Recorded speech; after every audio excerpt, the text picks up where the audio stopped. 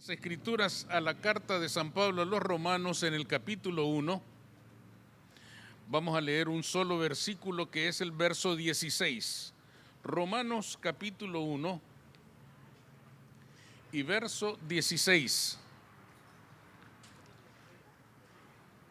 Amén. Dice, hermanos, en la palabra: porque no me avergüenzo del evangelio, porque es poder de Dios para salvación a todo aquel que cree, el judío primeramente y también al griego. Pueden sentarse.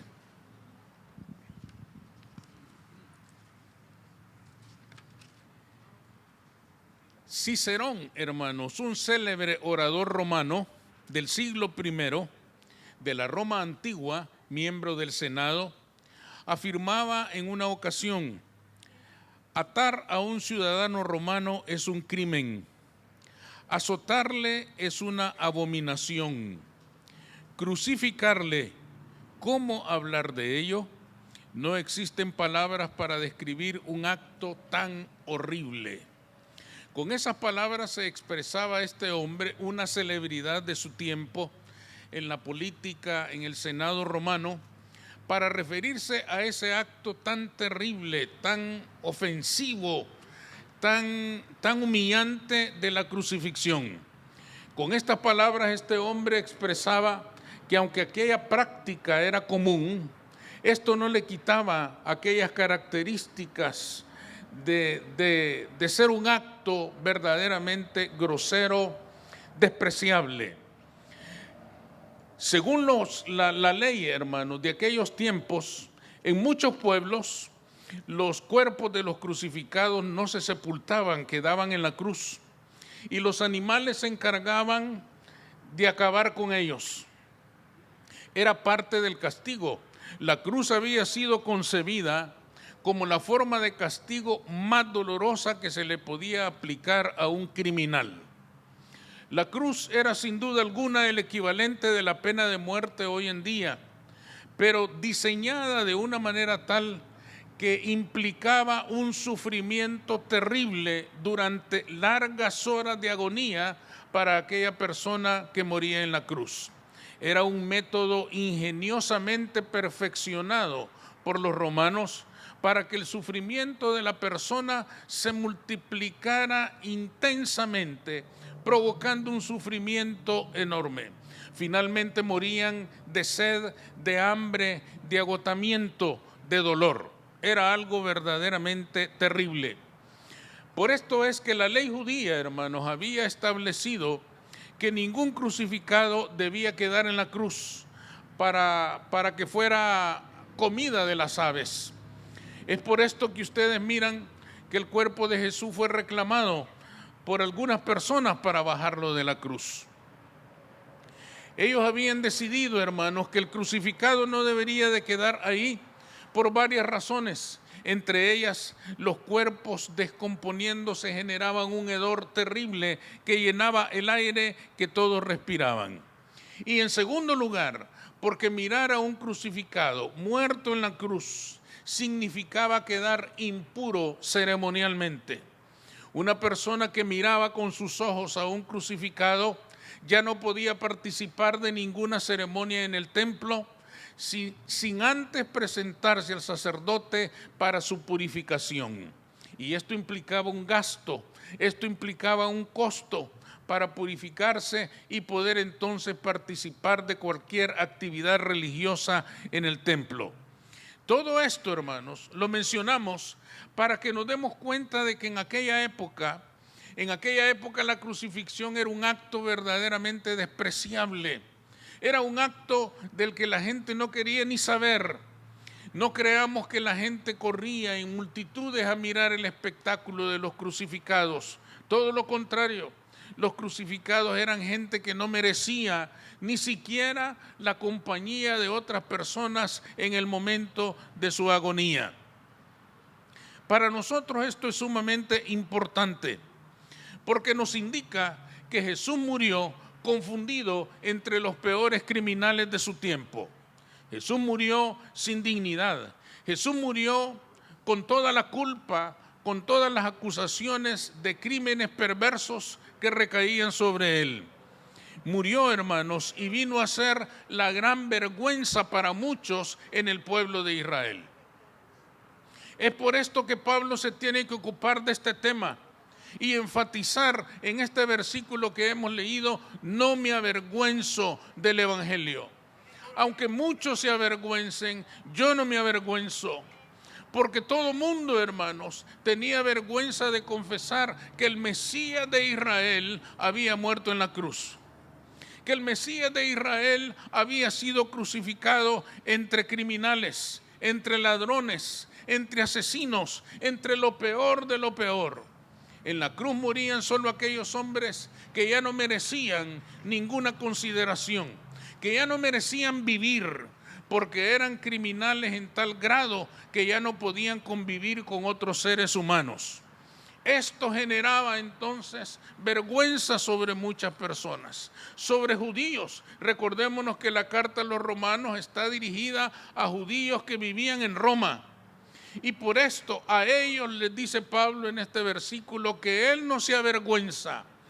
Asumimos, hermanos, que él escribe estas palabras porque está seguro de que entre la comunidad judía en Roma habrían muchos que todavía sentían vergüenza de decir: el Mesías de Israel murió en la cruz. Se tiene que ocupar de este tema, hermanos, porque era sumamente importante que los judíos en Roma entendieran quién había sido Jesucristo, entendieran que su muerte en la cruz, lejos de avergonzarle, su muerte en la cruz es lo que les había traído la vida, la libertad, la bendición de ser hijos de Dios. Sin embargo, hermanos, para muchos de ellos, afirmar que Jesús había sido crucificado era motivo de vergüenza. ¿Por qué otras razones, hermanos, Pablo afirma con tanta precisión que él no se avergüenza del evangelio? Un evangelio que lógicamente tiene en su centro a Jesús crucificado y resucitado al tercer día. ¿Por qué Pablo tiene que afirmar esto con tanta claridad? En primer lugar, porque la cruz producía en él la vergüenza de su pecado. Pablo, hermanos, que seguramente se habría dado cuenta de la crucifixión de Jesús, yo me atrevo a creer que él sí se acercó a ver crucificado a Jesús, porque Jesús era un hombre, hermanos, que conmocionó el mundo entero en su tiempo. Jesús era el hombre más célebre, el más grande, el hombre más noble, más santo y más puro que haya puesto sus pies en esta tierra. Y nadie que vivió en aquella época pasó desapercibido el hecho de su crucifixión. Jesús, hermanos, era el hombre de moda en aquellos tiempos. Jesús era el hombre del que todos hablaban, al que todos querían conocer, del que todos querían saber. Por lo tanto, su crucifixión no fue un crucificado más, fue un acto con características muy especiales.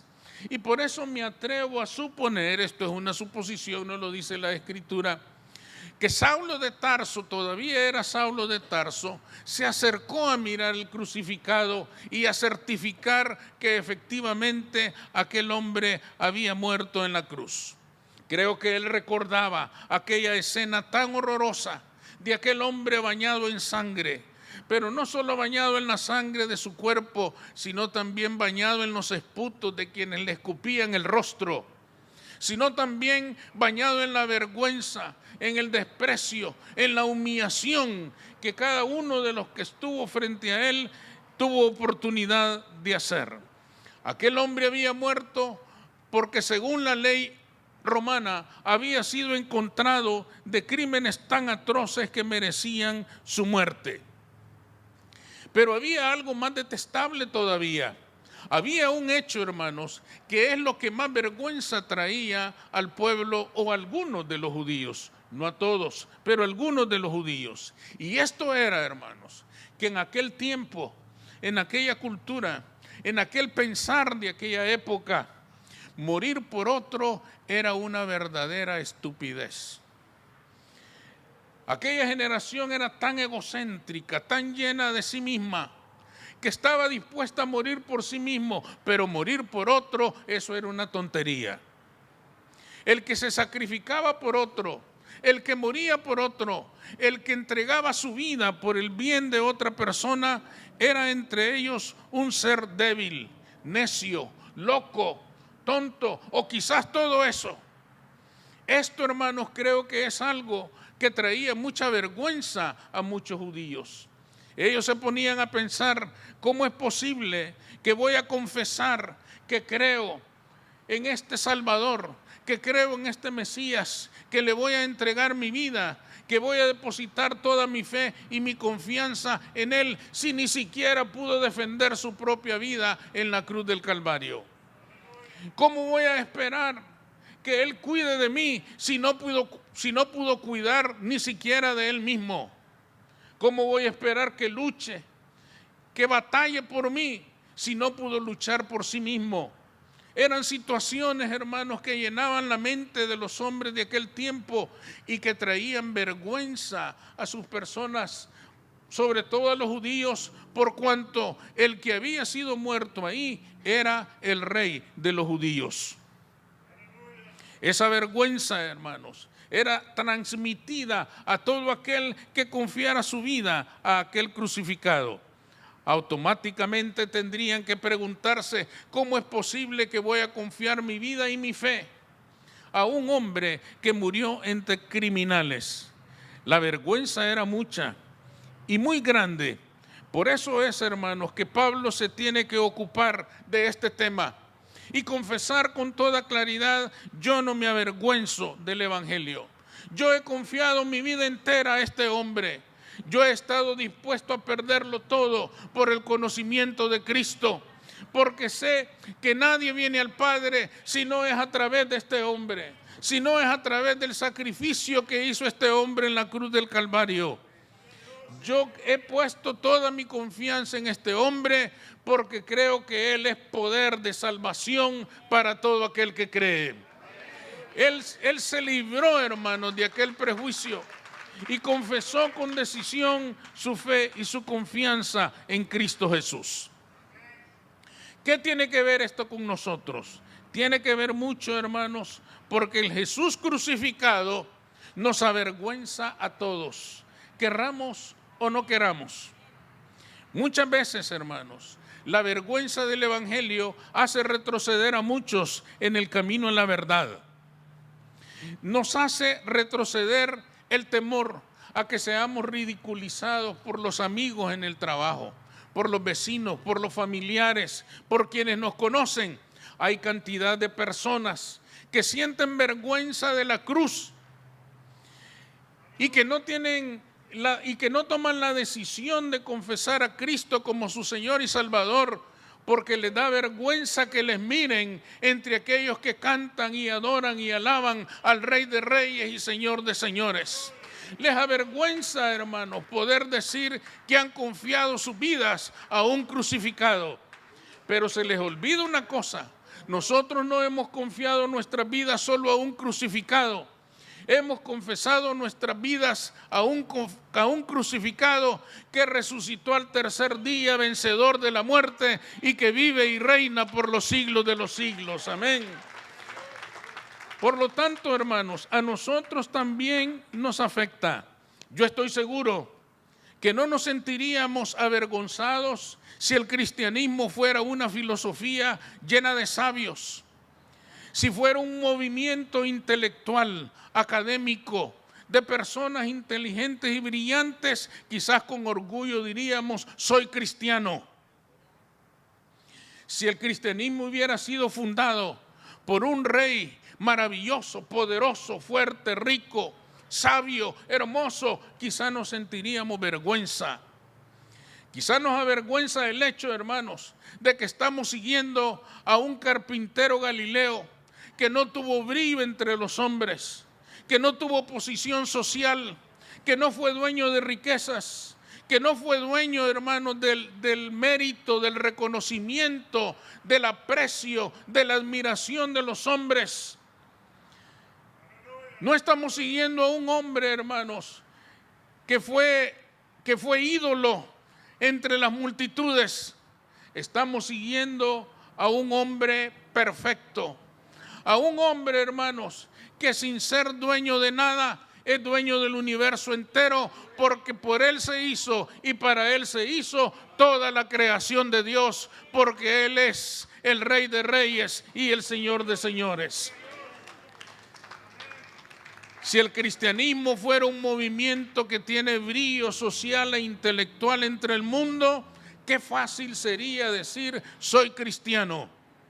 Pero a muchas personas les avergüenza la cruz, justamente porque no tiene esas características que se les admiran a algunos movimientos en esta tierra. Nos avergüenza confesar a un crucificado y nos da pena decir, Él me salvó. Nos da pena decir, solo Él tiene salvación. Se nos olvida que el crucificado es el único camino para llegar al Padre.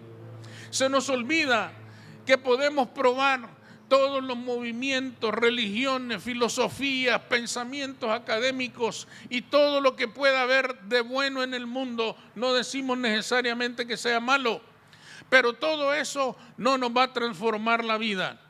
El único que nos puede transformar nuestra realidad se llama Jesús de Nazaret.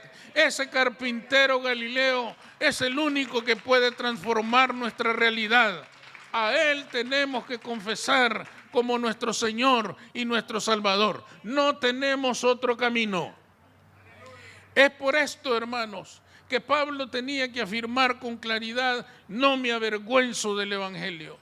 No me avergüenzo de decir que soy cristiano. No me avergüenzo porque yo sé de dónde me sacó Jesucristo. Porque yo sé de qué prisiones me ha hecho libre.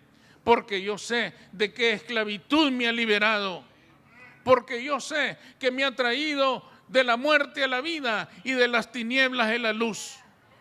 Yo sé quién es el Señor. Yo sé en quién he creído. Él es el único Salvador. Amén. En segundo lugar, hermanos, el apóstol Pablo aclara que no se avergüenza del Evangelio porque la cruz lo liberaba de su culpa. Ustedes saben que el apóstol Pablo, si ustedes estudian la vida del apóstol Pablo, se darán cuenta que él siempre vivió dolido en su corazón, aunque se sabía perdonado por el Señor, pero siempre le dolió haber sido protagonista de aquellas persecuciones tan terribles y violentas en contra de los cristianos. Es algo que dejó una marca profunda en su corazón. La Escritura nos informa de la naturaleza de aquella persecución. Estuvo llena de violencia y hasta de muerte. Él lo dice, Él lo confiesa, Él lo reconoce. Y ese dolor, hermanos, lo acompañó todos los días de su vida. Cuando Jesús murió, multitudes miraban al crucificado. Se le dio al mundo la oportunidad de burlarse por última vez de aquel hombre que moría en la cruz. En Lucas 23, en el verso 38, ustedes pueden leer la palabra que dice, había también sobre él un título escrito en griego, en latín y en arameo, que decía, este es el Rey de los judíos.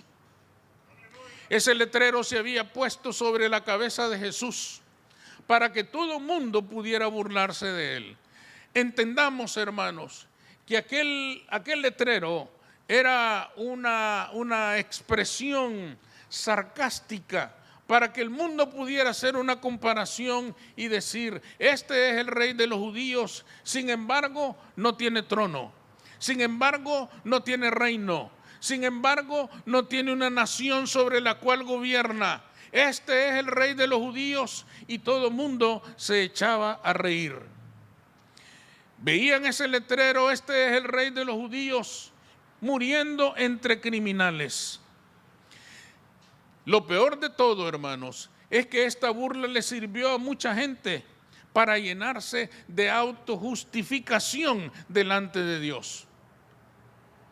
Mucha gente, hermanos, fue a ver al crucificado, como ya dije antes. Creo que mucha gente fue.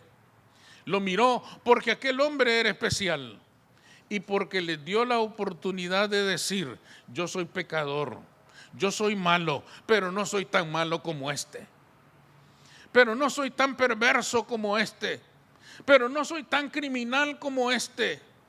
La cruz le dio la oportunidad a mucha gente, hermanos, de creerse buenos. Esto es fácil de entender, porque aún en el tiempo presente cualquiera de nosotros puede caer en esa condición. Ustedes sabrán que a nosotros siempre nos gusta compararnos con los que están peor que nosotros. No nos gusta compararnos con aquellos que han crecido, con aquellos que han desarrollado su relación con Cristo. A nosotros nos gusta compararnos con aquellos de quienes decimos: hermano, ese no es hermano, ese es primo. Pero cuando vemos un hombre o una mujer de Dios, dedicados al Señor, fieles al Señor, entonces ni decimos nada. Así pasaba en aquel mundo. El mundo miró a Jesús en la cruz y le dio la oportunidad de decir: qué bueno que yo no soy como este. Qué bueno que aunque yo tengo defectos, aunque yo cometo errores, aunque yo tengo pecados, pero no soy tan malo como para que me crucifiquen. Sin embargo, hermanos, la gente que afirmaba estas cosas, una vez que estaban en su intimidad, en sus casas, una vez que ponían su cabeza en la almohada y estaban a solas con su conciencia, la conciencia les decía que en aquella comparación salían perdiendo. Salían perdiendo porque todos sabían perfectamente que no había delito de que acusar a aquel hombre. La cruz les traía culpa a sus conciencias porque se daban cuenta de que aquel hombre fue juzgado injustamente, fue acusado injustamente, fue condenado injustamente y ninguno de ellos levantó la voz para defenderlo. Ninguno de ellos hizo nada para reclamar justicia para aquel hombre que moría de una manera tan terrible. Cuando miraron a Jesús, un hombre santo y bueno que solo había venido para hacer el bien a la raza humana, se dieron cuenta de que no podían justificarse ante tan horrible pecado. Ciertamente, hermanos, se daban cuenta de que todos aquellos que creían ser mejores que Jesús, en realidad eran mucho peores que Él. La conciencia les demostraba que en realidad eran ellos quienes deberían estar en la cruz y no aquel hombre que les había hecho tanto bien. Esta culpa, hermanos, terrible que llenaba sus conciencias, también les avergonzó. La cruz les trajo vergüenza. A Pablo, hermanos, a Saulo de Tarso todavía, cuando vio aquellas cosas, su conciencia atribulada por sus culpas se habrá impresionado más y se habrá cargado más de culpa al darse cuenta de toda la maldad que había cometido en contra de Jesús y de sus seguidores. La cruz les traía culpa. Esto es importante para nosotros también, porque la cruz descubre nuestras culpas. La cruz descubre, hermanos, la necedad de nuestro corazón al negarnos a aceptar el favor inmerecido de la gracia de Dios en Cristo Jesús. Además, nos recuerda que a Jesús lo mataron por nuestros pecados. Que no se nos haga tan fácil decir: qué malditos esos que mataron al Señor. Aquellos que le dieron muerte. Le dimos muerte todos. Porque Él murió por nuestros pecados. No solo por los hombres de aquella época, sino también por nosotros. Por cada uno de nosotros. Él murió por nosotros. Nosotros deberíamos estar en la cruz y Él nos sustituyó para traernos salvación. En una ocasión, hermanos, un famoso pintor exhibía uno de sus cuadros más conocidos. Se llama La Crucifixión, una hermosa pintura que todavía se puede ver en algunos museos. Mucha gente asistía, hermanos, a la exhibición de aquella pintura. Y de repente uno de los asistentes notó que entre los soldados romanos que se burlaban de Jesús, uno de esos soldados tenía la cara del pintor. El pintor estaba ahí presente. Y se acercó al pintor y se atrevió a preguntarle: disculpe, ¿ese soldado que está ahí no tiene su cara? Y el pintor le dijo: sí, es correcto, yo me pinté ahí. Y me pinté ahí porque yo también lo maté. Por eso puse mi cara ahí, porque yo también lo maté. Porque no murió solo por mis pecados, por los pecados de los demás, sino también por los míos. Era, hermanos, algo impresionante como este hombre había comprendido que ciertamente a Jesús lo crucificamos todos. Cuando comprendemos esto, hermanos, la culpa llega a nuestro corazón. Pero fijémonos bien en algo. La cruz descubre nuestras culpas, pero no descubre nuestras culpas para señalarnos, para acusarnos, para condenarnos o para mandarnos al infierno. La cruz descubre nuestras culpas para recordarnos que la sangre de Cristo las puede lavar con su sangre de una vez y para siempre. Amén. La cruz nos descubre nuestros pecados para decirnos que aquel sacrificio lo pagó todo, que no debemos nada, que todo fue pagado por Jesucristo, que Él saldó nuestras cuentas y que ahora estamos en paz con Dios y somos sus hijos. La cruz, hermanos, no solo descubre nuestras culpas, las lava, las limpia. Y lo mejor de todo, hermanos, es que una vez que Cristo las ha lavado, nunca más se volverá a acordar de ellas. Dice la Escritura que Él toma nuestros pecados y los echa al fondo del mar y nunca más se acordará de ellos. Nunca más tendrá conciencia de ellos. Nunca más volverá a recordar lo que nosotros fue nuestra vida pasada. Lejos de condenarnos, nos exalta a la más noble condición que un hombre puede alcanzar: ser hecho hijo de Dios. Dice el Evangelio de San Juan: y a todos los que creyeron le fue dada la potestad de ser hechos hijos de Dios. Una condición, hermanos, privilegiada, que solo puede llegar a través de la fe en la cruz, a través de la fe en el sacrificio de Jesús en la cruz del Calvario. Ciertamente, hermanos, no nos debe avergonzar la cruz. Por el contrario, debemos gloriarnos en ella, porque en ella está nuestra esperanza, porque en ella descansa nuestra salvación, porque en ella está nuestra vida hoy y para siempre.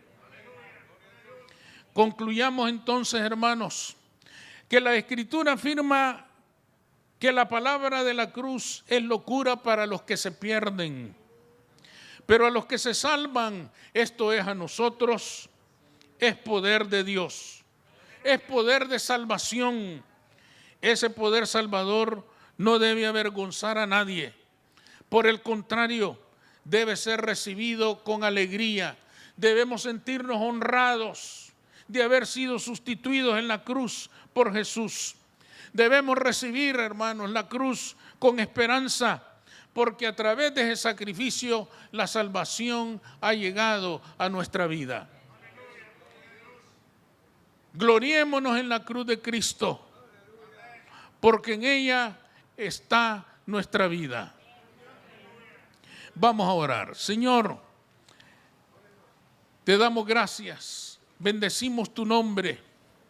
Gracias, Señor, porque ciertamente, mi Dios, sin la cruz no seríamos nada. Sin la cruz estaríamos, Señor, sin esperanza en esta vida. Sin la cruz estaríamos perdidos. Pero gracias a tu sacrificio, ahora la salvación ha llegado a nosotros.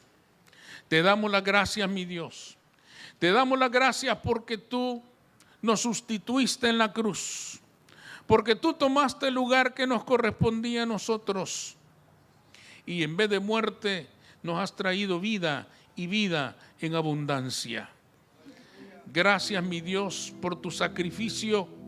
Gracias por ese sacrificio del que no nos avergonzamos, sino todo lo contrario, nos honra que tú nos hayas salvado con tu sangre. En tu nombre, Cristo Jesús. Amén.